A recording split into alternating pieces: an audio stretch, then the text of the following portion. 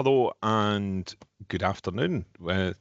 Greetings from the office of the Scottish Charity Regulator here in Dundee.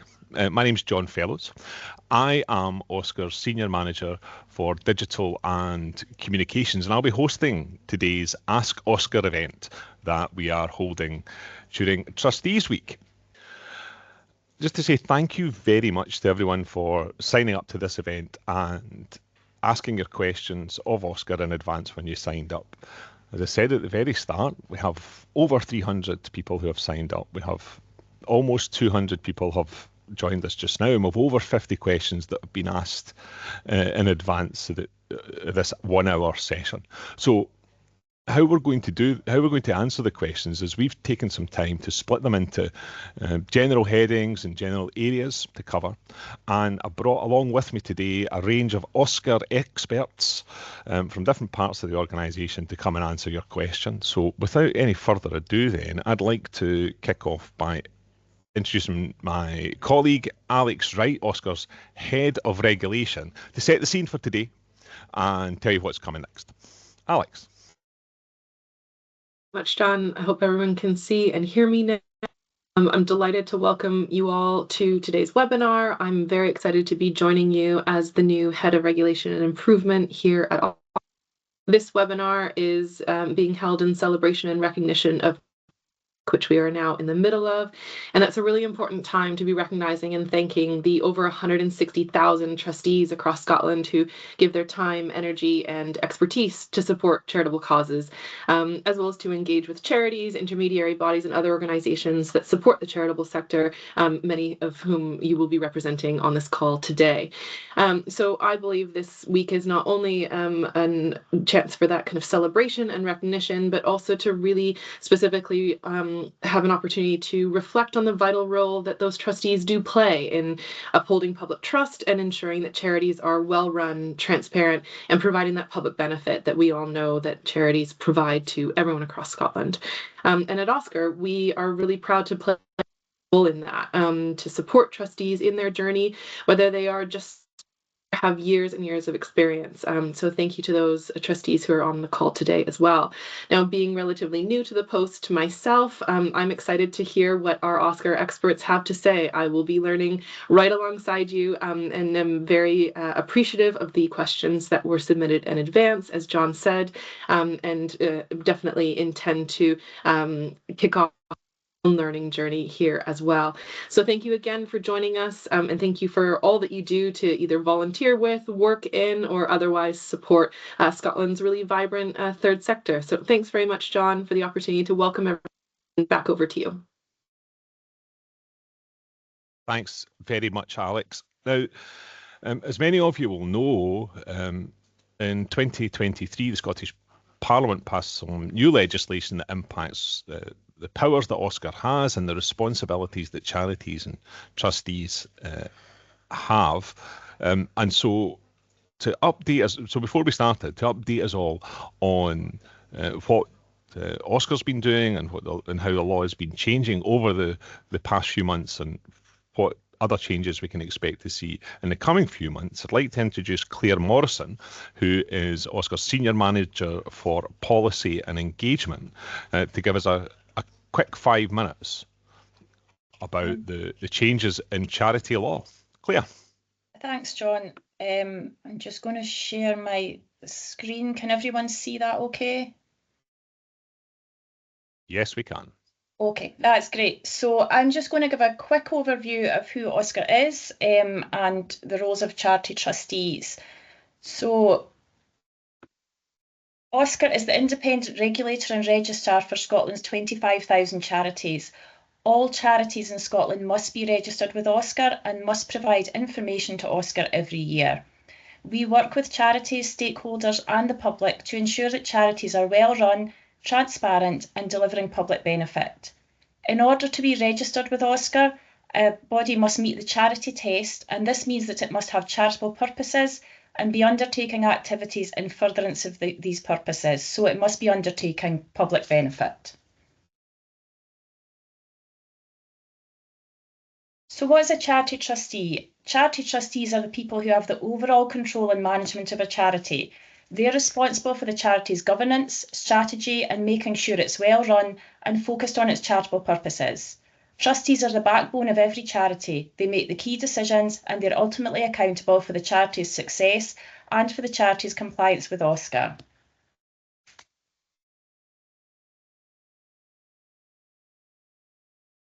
Sorry.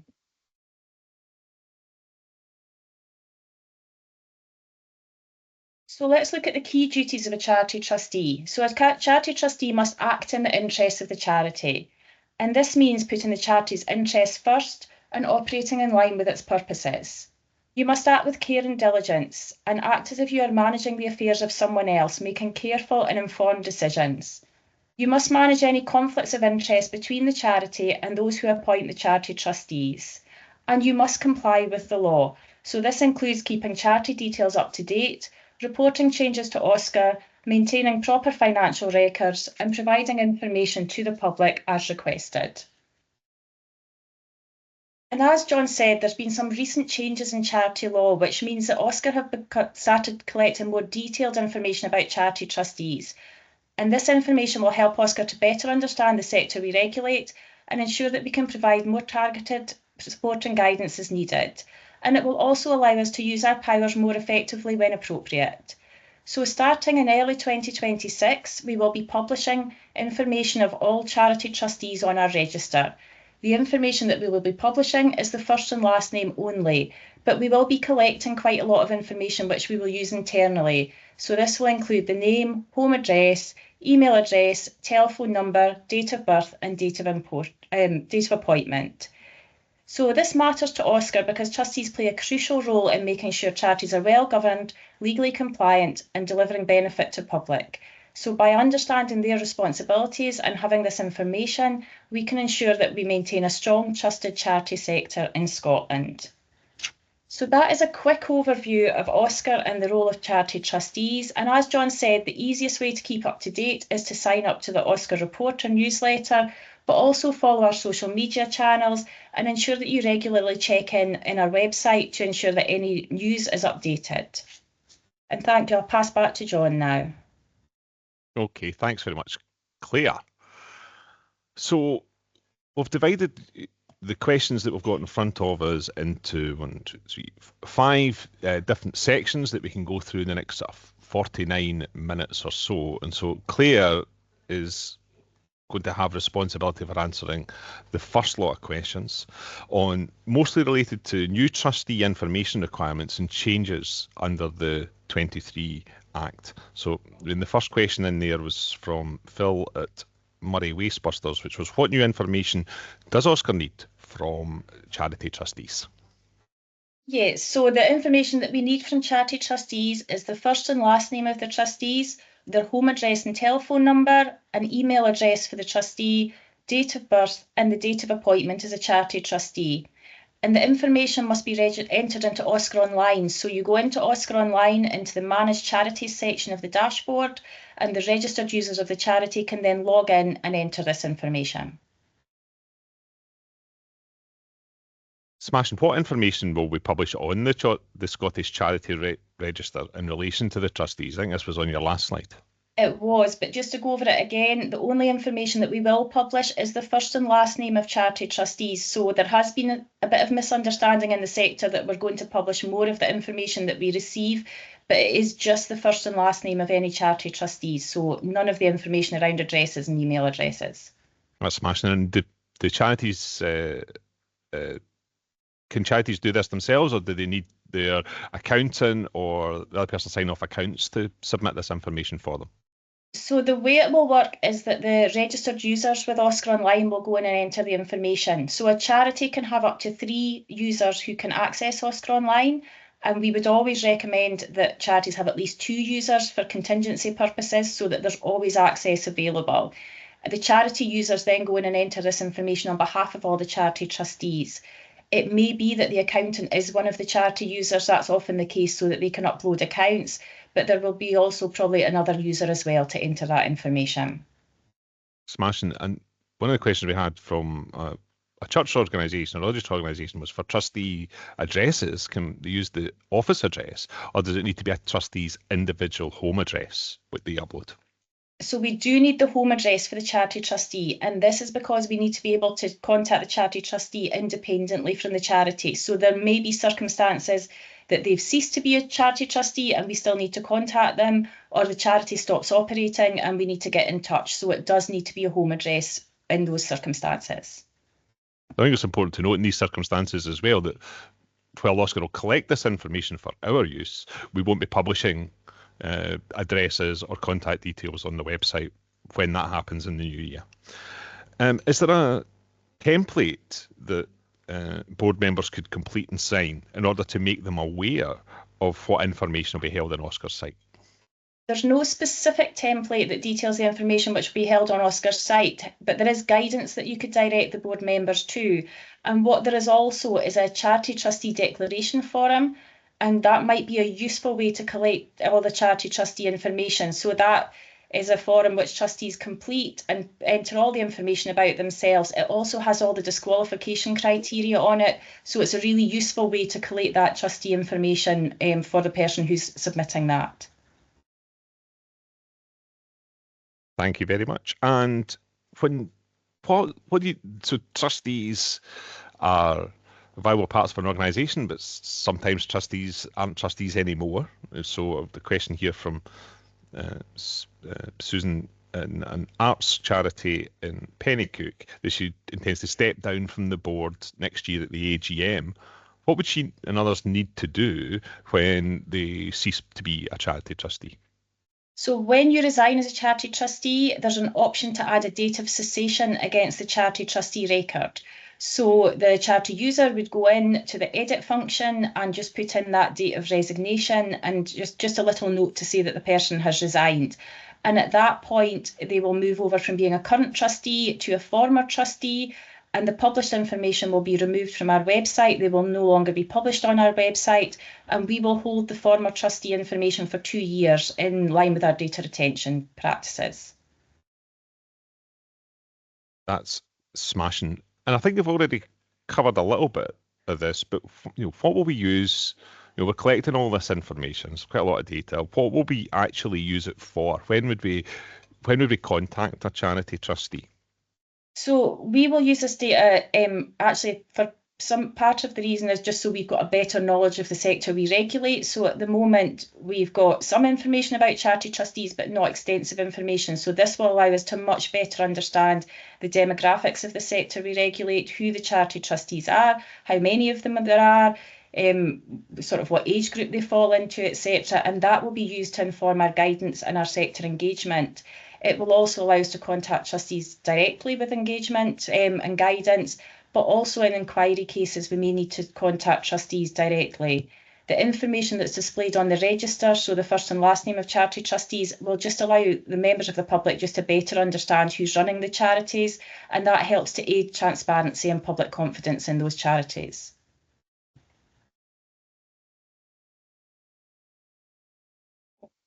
Sorry, and when do charities, Claire, have to register their trustee data with OSCR? Is there a deadline or a time limit for this? We're encouraging charities to enter their trustee information as soon as possible. It would be really good to get that information up to date, and a lot of charities have already entered the information with us, so around 30% of charities have already entered all their information. It will also allow charities to get time to collate the information and gather any information that they're missing. But as far as a hard deadline is concerned, any annual return which is issued for a year end on or after 30th of June 2025 will need to have that information to submit their annual return. That's smashing, thank you.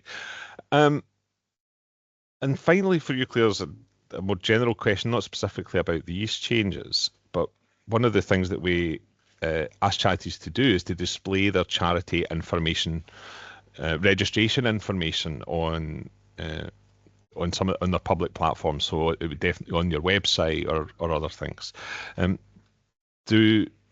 are the rules or advice for charities in advertising that they're registered and that they're on the Scottish Charity Register? So the charity registration information does need to be included on any documents that are issued by the charity. So that would include posters, websites, any documents at all. Where social media is concerned, the information should be included on the page of the charity. So if it's a Facebook page, that information should be included there as well.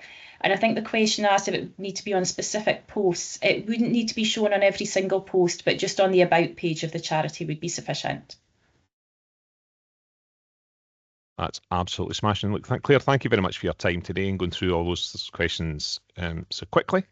Thank you. I'm going to welcome Neil Edwards, who is OSCR's manager for higher risk cases and single response queries. Just come to Neil's questions in a second, just to say to people, Claire had mentioned a few different things there in some of her answers, the trustee declaration form or the guidance that we have on our website.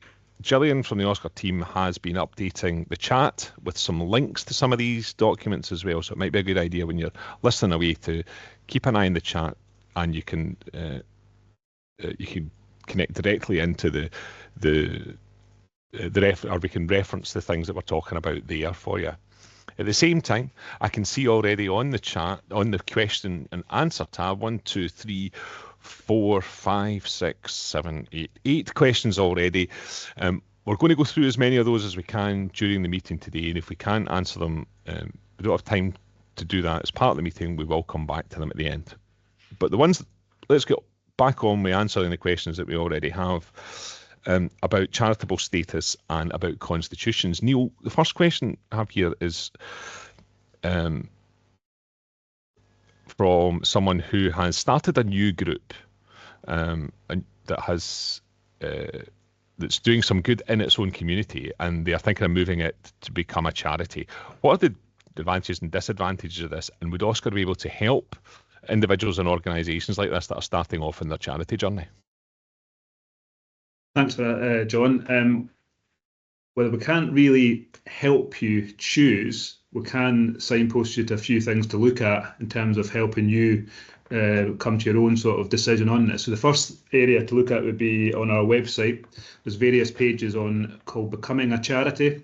So that talks you through the things to think about before you even becoming a charity.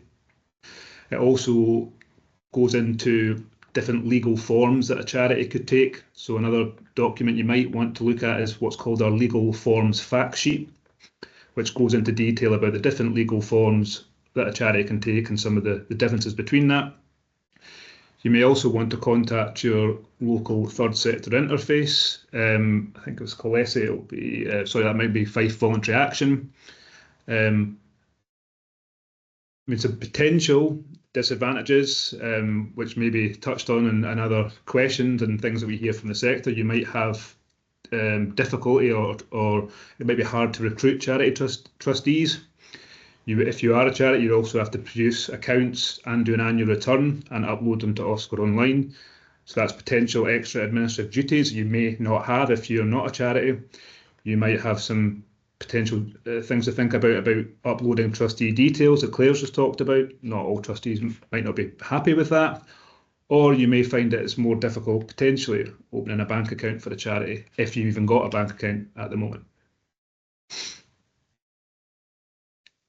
That's smashing. Thank you very much, Neil. And what's the current best practice in relation to charity constitution documents? We do have links to the Scottish Council for Voluntary Organisations website on that section, Becoming a Charity, on our own website, and that will include, they have links to model constitutions for all the main legal forms that we see people apply under.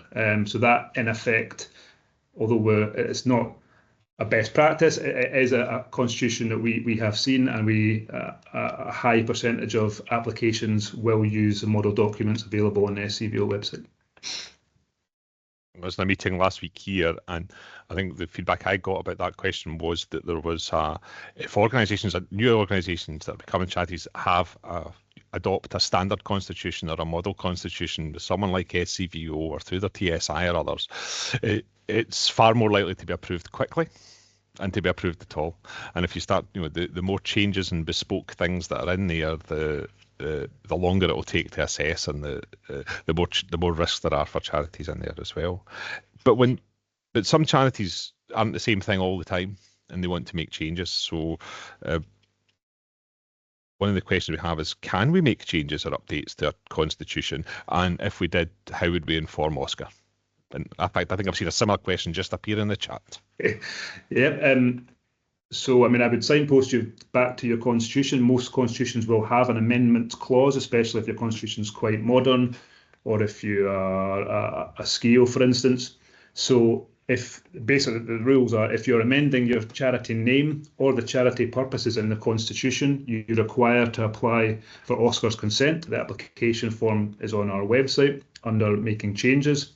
If you're not amending the sections relating to the charity name or charity purposes, you do not need to get our prior consent, and just need to notify OSCR with a copy of that new constitution and a minute of the meeting where you agreed it after you've agreed it. And that could be sent by email. Okay, and an email if that changes. Okay, thank you. And I think the last one's related to that. And how can we change the particular part? So the question here is about membership classes. So different organisations have different classes of membership. How would you go about doing that? Well, again, that is not a change relating to purposes or name, so you wouldn't require our prior consent, but I would urge some caution about changes to membership criteria depending on what you're planning on doing. You could make membership very restrictive. For instance, you could do something like somebody on a particular street. I'm sure it's a minor change, but especially if you're a scale, you just need to be careful when amending your criteria for membership. But if it was just a minor change, it would just be as per notifications that doesn't require OSCR's prior consent. So that would just be a copy of the new constitution and a copy of the members' resolution where that was agreed. Okay, that's smashing. Thank you very much, Neil, for your time. Thank you. Thank you for taking on those questions today. I can see that there are more questions coming in on the chat, and there are some that have already been answered by one of our experts here. Sorry, in the Q&A. So if you keep those ones coming in too, then we'll get. If we have time at the end, we'll maybe do a couple of those on the fly at the end. I think there's one of those I'd like to answer myself. And again, in the chat there are all the links to and explanations of things. So I think we're using too much jargon earlier on, talking about TSIs, which are the third sector interfaces, organisations and each local authority that are there to help support charities and other third sector organisations. And so there's links to explanations about that and how you can contact them all up on there too. So next up is Kenny. Kenny Mathers. Kenny, if you are Kenny and his team deal with the concerns that come in and the risk. They assess the risk of changes and other things that come through our front desk every day. The high volume casework and risk assessment manager. So what I want to ask Kenny about is a couple of questions around making changes to your charity and about charity law. So thank you for your time, Kenny. We've talked a little bit about constitutions and others with Neil, but what are the key things or the key changes that charities often make that OSCR needs to know about? That trustees need to know about before the charity makes that change. John, I was actually looking at what the changes to charity law had been that trustees needed to be aware of. I thought that was what the question was. What are the Sorry, I've read that wrong. You are right. What are the key changes to charity that we need to know about as charity trustees? So what are the things that have happened recently about charity law? Sorry, Kenny. That's okay, sorry. Yes, well, there's some things that have already happened and there's some other things that haven't quite happened yet, but will be happening soon. So I'll kind of plough through them all quite briefly. One of the first changes that came in last year was OSCR now has the power to remove charities from the register that failed to submit accounts. So to date, I think we have removed over 500 charities already that haven't submitted accounts to OSCR. So that's one of the big changes that's in place. We also have increased inquiry powers. We've got the power to direct charities to take particular actions. Beforehand, it was mostly the power to stop charities doing things, but now we can actually ask them to do things, quite the opposite. We've also got the power to appoint interim trustees, but only in certain circumstances. Very briefly, I'll say something about that because we have had instances where people have said it's too difficult for us to get trustees. Can OSCR not just appoint them? That's not really what that's about. If the Constitution allows you to appoint trustees, then it has to be the charity that does it. There's only certain circumstances in which we can step in. We've also got the power to inquire now into former charities, charities that have been removed from the register and former charity trustees, not just charities that are still on the register. And there are also some changes in relation to OSCR's power to require charities and others to provide information. Next up, one of the changes is that charities now must have a connection to Scotland and that we will refuse applications where we are not satisfied that there is a sufficient connection with Scotland. The main things we look at there is whether the organisation's got a principal office in Scotland, whether it occupies premises or carries out activities in Scotland. And some other briefer changes, one of which somebody's asked about specifically and I'll cover separately, is that charities are no longer required to give OSCR 42 days notice of changes that require our consent. OSCR can now enter 2 charities in the Scottish Charity Register that have identical names, but only where there is a merger of these charities. We didn't used to be able to do that at all, regardless of whether there was a merger.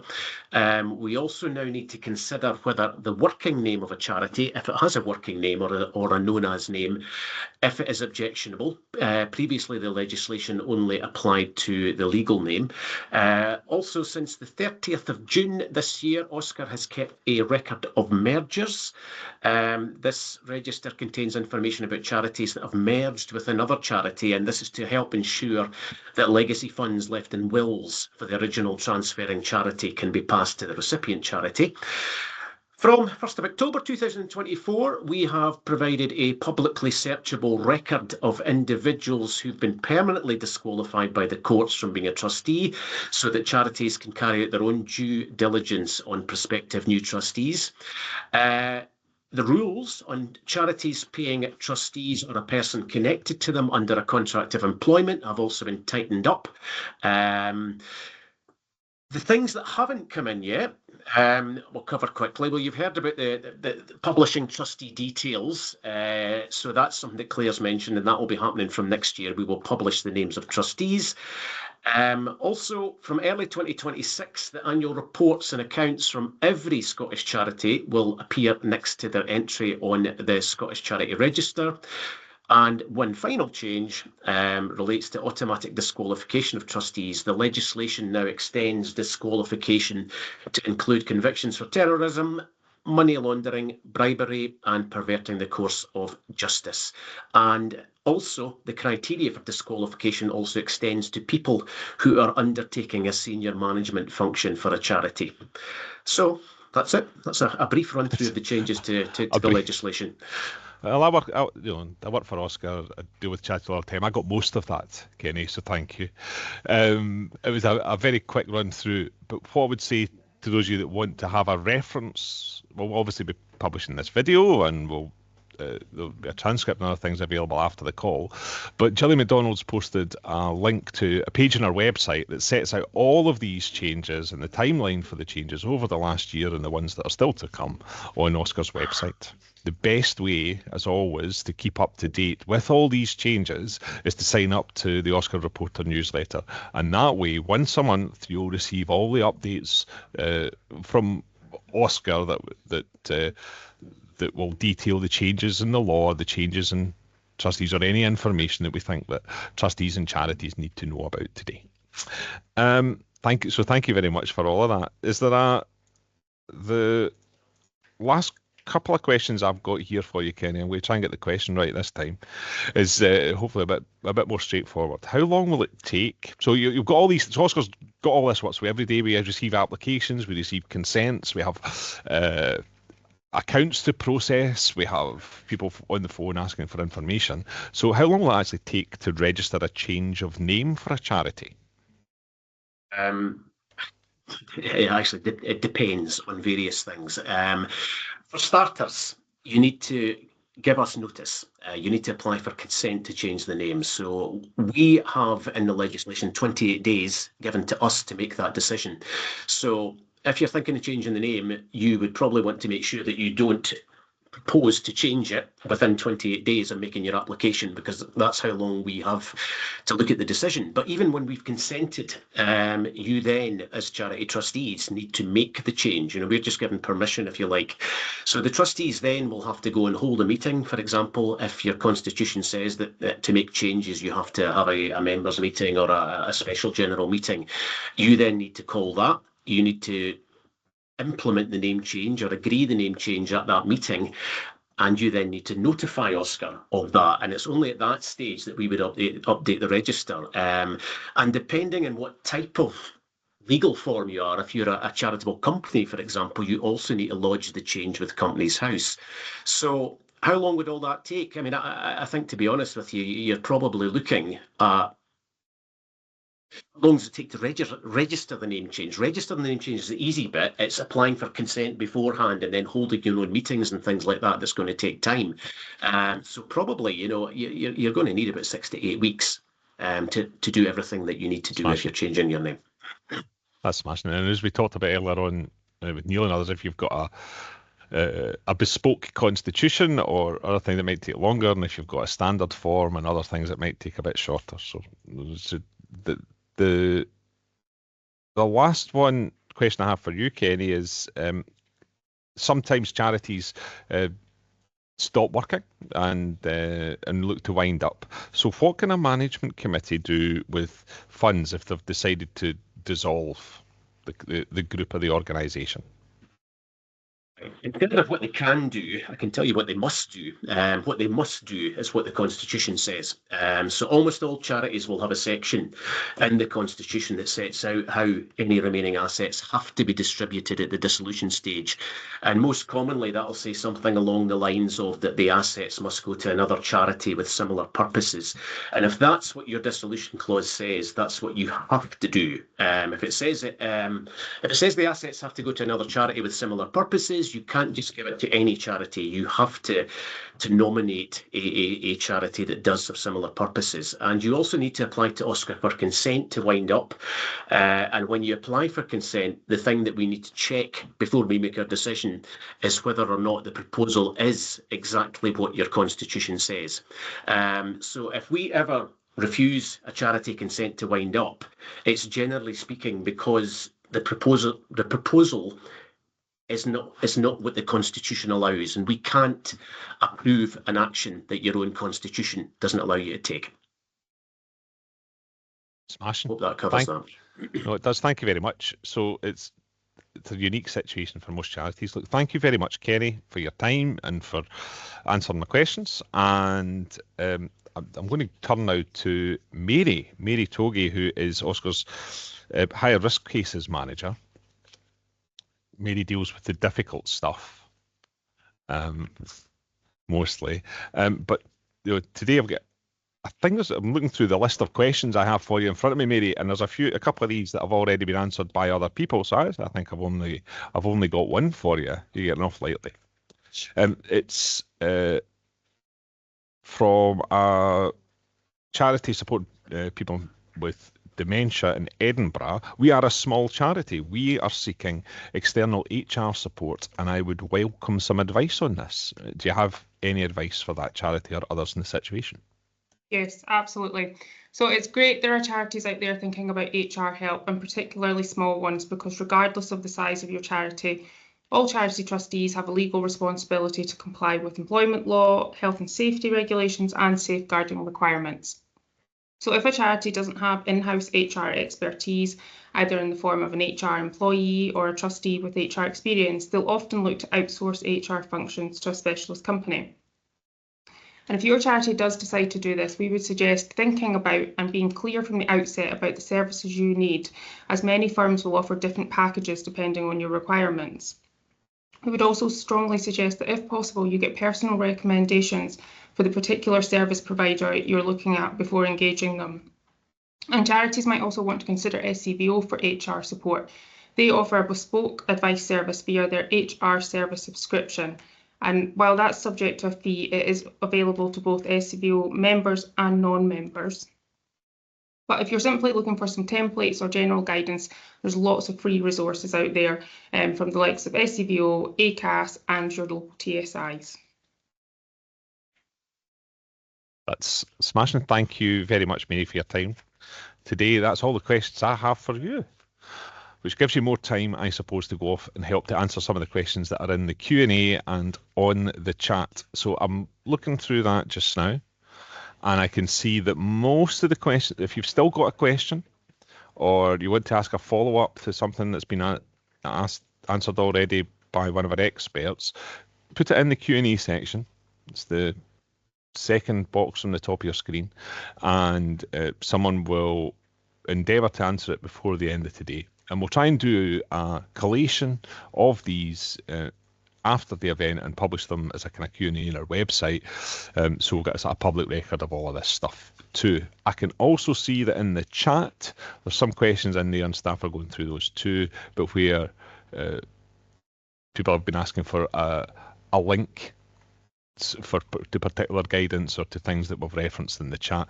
And I see Gillian and Steve are hard at work referencing all of those as well. So keep the comments coming on the chat and the questions coming in the Q&A.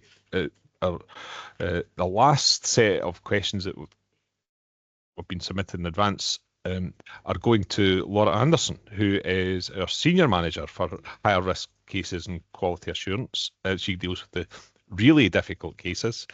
It's nice to see you. So the really difficult stuff here involves money, fundraising, stuff like that. So the first one is we've received a few questions about gift aid, which is not something that OSCR regulates directly. Could you talk a little bit more, Laura, about where charities can find support and information on gift aid and issues like that? Thanks, John. Yeah, absolutely. And good afternoon, everyone. I think it's really interesting, I think, that we've received these questions around gift aid. And also I've seen at least one or two questions in the chat around VAT for charities as well. Now, both of these issues are matters that Her Majesty's Revenue or His Majesty's Revenue and Customs, both deal with now. So any questions that anybody has around gift aid, around VAT, around income tax or indeed corporation tax and charities should all be directed to HMRC. My colleague Gillian is going to pop, I think, in the chat a couple of links. One will be to the pages where gov.uk houses all the information around charities and tax. And the other one is around the contact details for the helpline, the HMRC helpline that they have for charities. And the staff there are very knowledgeable and will be able to help you if you've got specific questions around that topic. So I saw that go in the chat just as you said it. That's coordination and teamwork. So we've had a lot of questions actually from people when they registered about recruiting trustees or recruiting board members and committee members. And this, I think we can see how this is a challenge for a large number of charities across the board. Do you have any advice or tips or help for charities about how to effectively recruit new board members? Yeah. Good. I think it's a really good question. It's quite a timely question as well as we're in Trustees Week, because I think we at OSCR very well recognise the challenges that charities experience in this space when it perhaps comes the time to refresh a board because people have come to the end of their term naturally or people want to move on for whatever reason. I've got 4 kind of top tips I would offer in this space. The first is to be really clear on what you need as a board. So think about potentially undertaking an audit of the skills that you currently have amongst your board members. Think about the skills and the experience and the knowledge that your charity is going to need over the next period and how the two mesh together and where your gaps are. And I think by being really clear on what you're looking for, can you then really think about the approaches that you're going to then take to finding the right person or people for your board. So the second tip would be then think about the approaches that perhaps your charity has used in the past and what you've learned from the approaches that you've used. Think about what went well and perhaps what didn't go to plan.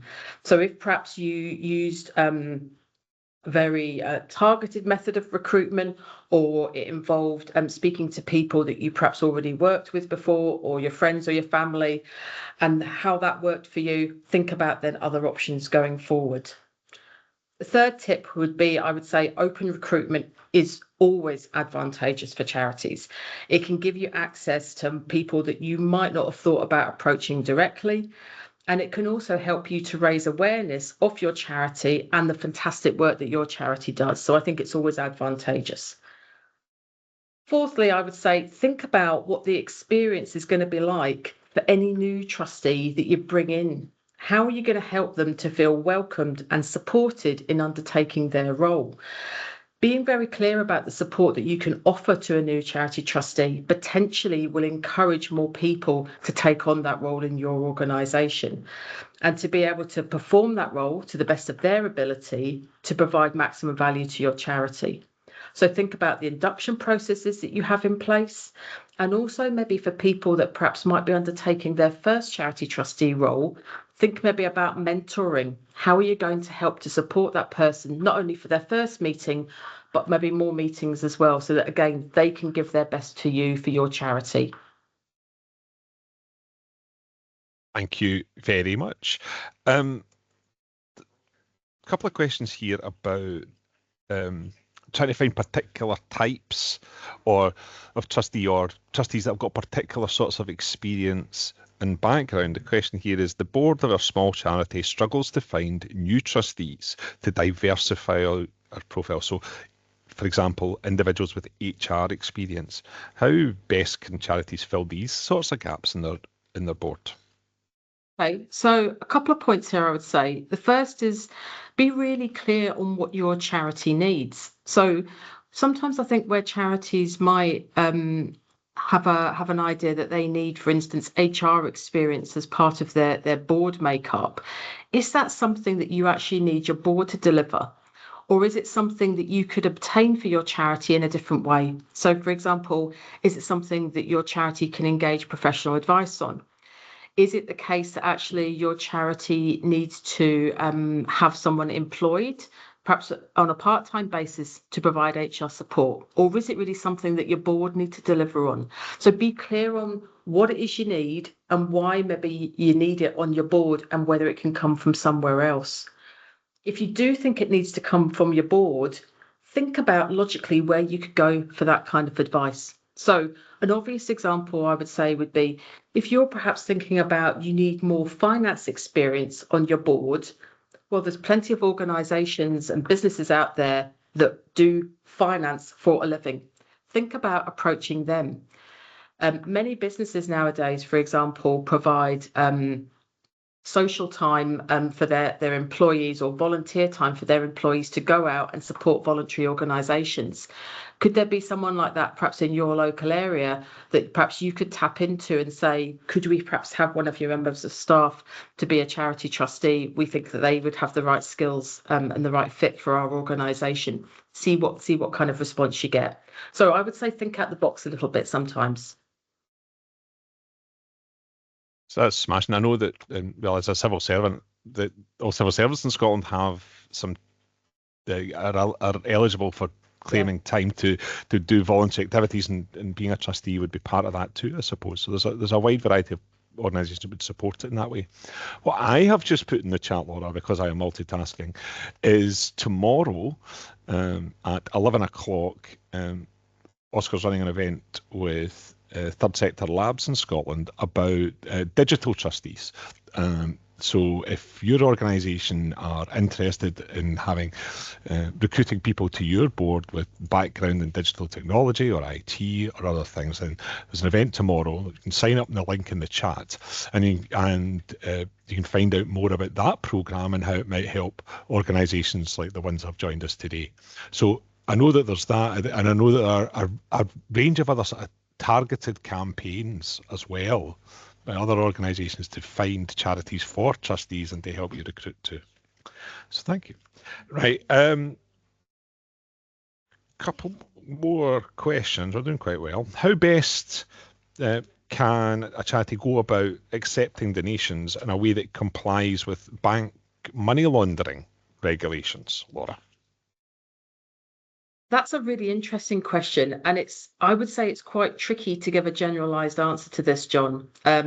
So I recognise that it could be something of kind of wider interest, but there are some quite specific things that certain banks will expect their customers to do, and other banks will have slightly different procedures. So can I perhaps suggest that we maybe take that one as a separate piece, and we'll maybe write a short article for the OSCR newsletter on that one, John, just because I think that might be a bit more helpful way for us to deal with that one. Smashing. Okay.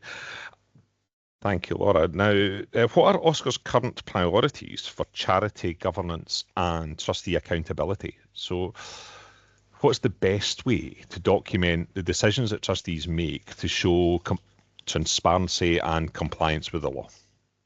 Okay, so I would say in terms of current priorities, as the charity regulator, you'd expect us to be preoccupied with everything to do with charity governance, but a couple of things that I would pick out. The first is about, and it links back to something I talked about earlier, about good induction processes for charity trustees. We know from the annual return data that we're now collecting from charities that around 14% of charities are either struggling to articulate or recognise that they have an induction programme, or they don't have one at all. Now, I would say that it is really critical when you're bringing new people into your organisation that you have an induction process for them to be really clear on the role and the responsibility that they are taking on. But trustee induction shouldn't be a one-time only opportunity. There should be ongoing learning and training for board members to make sure that they are keeping pace with developments in law that affect the charity and how it operates, as well as other changes in the operating environment. So there should be an ongoing commitment, I think, to learning and development for board members. The other thing I would touch upon here, and it links to the second part of the question around how to document trustees' decisions to show transparency and accountability. One thing I would say that we again see charities quite often trip up on is about really kind of strong compliance with their rule book, which is the charity's governing document. Now, sometimes I think that people have a perception that you can dip in and out of what your constitution says or your governing document says, that you can pick and choose which bits you want to follow and which bits you don't. That's not the case. The rule book is the rule book, and it's really important that all charities understand what their governing document says and, of course, comply with it.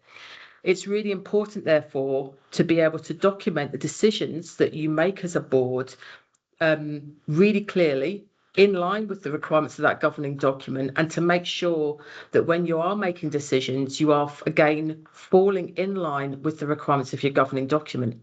What I mean by that is making sure, for example, that you have the minimum number of charity trustees in place and around the board table when you're making decisions, that you document quite clearly who was in attendance at a particular meeting, what the decision was that you made, and critically, what the reasons were for that decision and the information that you took into account in reaching a decision.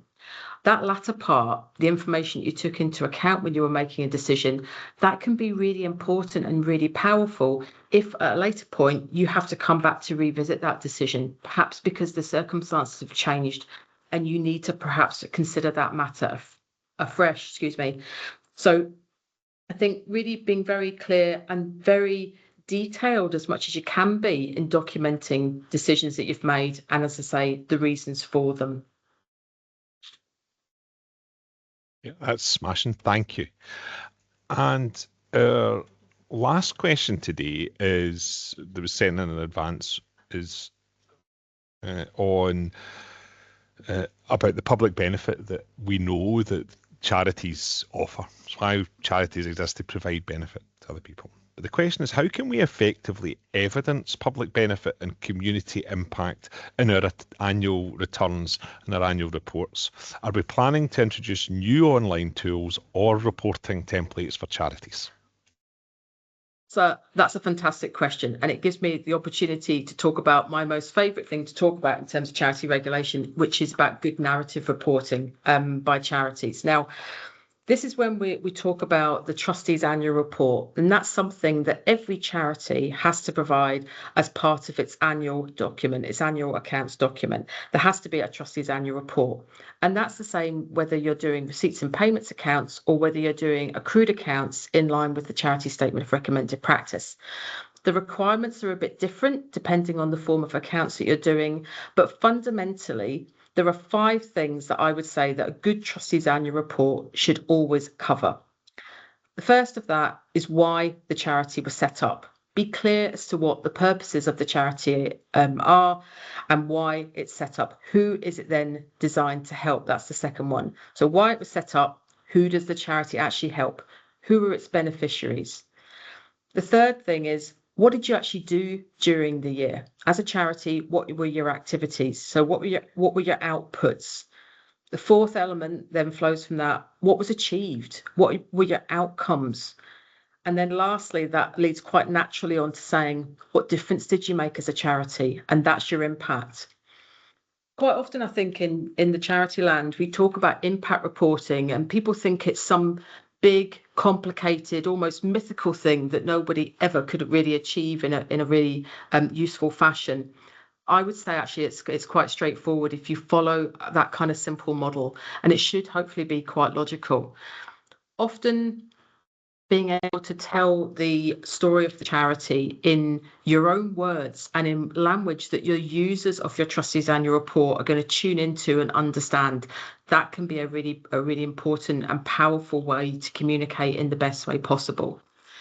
The second part of the question there about, are we planning to introduce new online tools or reporting templates for charities? We've already got templates, and I think it's been answered in one of the questions that I've seen popped up while I've been chatting away here. We already have online templates for receipts and payments accounts for charities doing that. We don't have templates as such for charities doing accounts in line with the SORP, but the new charity SORP that was published last week, and indeed the current SORP, they both have detailed requirements in Module 1 that explain the requirements for the trustees annual report and how they apply to different sizes of charity. Smashing. Thank you very much. Welcome. Thank you very much for that. So,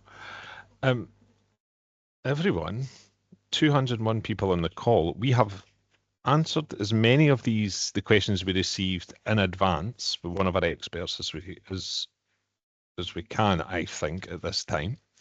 I am also, while I'm talking to you, I'm looking at the chat and I'm looking at the Q&A to see if there's anything in there that's outstanding that I could go to one of our experts with. But what I'm going to do is, rather than putting people on the spot, if you've asked a question in the Q&A and we've not answered it just now, it might be because the answer isn't that simple. I think and that someone will need to go and refer to the guidance and write a proper answer for you. So what we will do is all the questions that are there, we'll review and we'll look to publish them and the answers that we have on our as a Q&A on our website at some point over the coming days and weeks. We'll also, with the information that we have signposted, we will include links to all of those in a post that we'll do over the next few days as well, so that I can see in the chat here there's our guide to incorporation, or our annual reports guidance, or a link to the SCVO guidance on how to run a good trustee induction. We'll include all that in a separate post, and we'll also put that on our website. In the next few days, you can get that. The best way to keep up to date with everything that's with changes to the law or changes to responsibilities or some new information and advice from OSCR is to sign up to our newsletter. I am sure Gillian will put that link up in the next couple of minutes on the website, and you can click on it before you leave right now. There you go. Well done. And you can click. I would advise you to click on that right now. Give us your name and your email address, and you will be the first to know when we make any of these changes. The second one is within your charity itself, when you make your annual return and you give us make sure all the details in that system are up to date too, so that we always have up to date contact information for your charity, and you do not miss out on when changes are made. So a couple minutes ago, I just want to say thank you.